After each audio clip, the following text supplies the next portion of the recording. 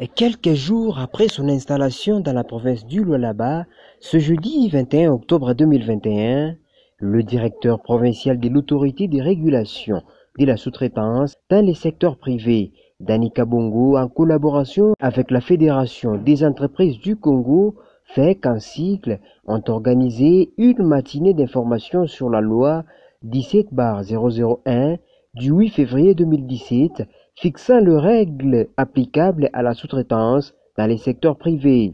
Devant les différentes entreprises principales et sous-traitants, Danika Bongo s'est fait clairement comprendre sur l'importance et la mission de l'ARSP, les conditions d'éligibilité des sous-traitances en RDC. Faire appliquer la loi sur la sous-traitance pour promouvoir les entreprises à capitaux congolais, faire émerger la classe moyenne congolaise et créer des millionnaires congolais sont parmi les missions de l'ARSP.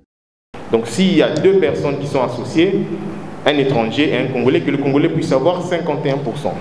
Mais la loi continue encore plus.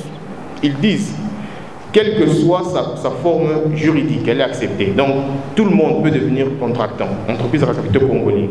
Que vous soyez personnalité morale, SARL et autres avec statut, ou personnalité physique, établissement Kabongo, établissement Dani, vous allez aussi être aligné.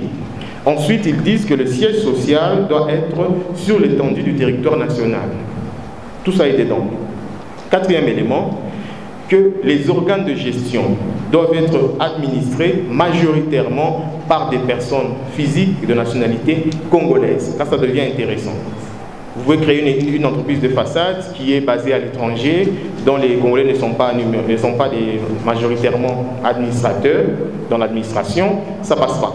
Après toutes ces informations, les représentants des entreprises principales et sous-traitants présents dans la salle ont eu à poser des questions sur les difficultés que rencontrent les deux parties.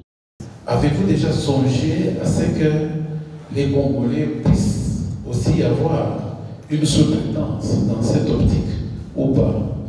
Pourquoi? Puisque nous savons que les usines qui sont implantées ici sont en train de fonctionner avec des Congolais à la base pour la production du cuivre et du cobalt. Mais si ces Congolais ne sont plus au sein de ces entreprises-là, ne vont-ils pas créer, ne vont-ils pas être des sous-traitants vis-à-vis de ces entreprises pour arriver à produire aussi le cuivre, pour arriver aussi à produire le cobalt dans le compte de ces grandes entreprises, en sorte que ceux-ci, possédant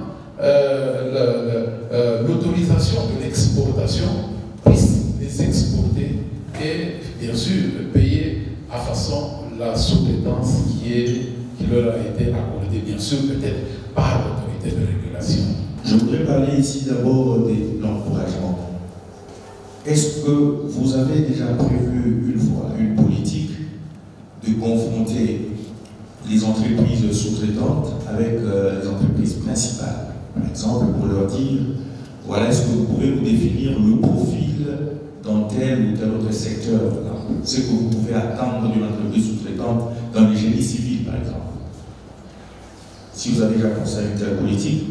Des réponses précises sont données. Danika Bongo invite par ailleurs les entreprises sous-traitantes de se faire enregistrer à l'ARSP afin d'être protégées par la loi et d'être accompagnés. Demandons aux sous-traitants de pouvoir s'enregistrer parce que c'est la seule condition pour être éligible à la sous-traitance en République démocratique du Congo.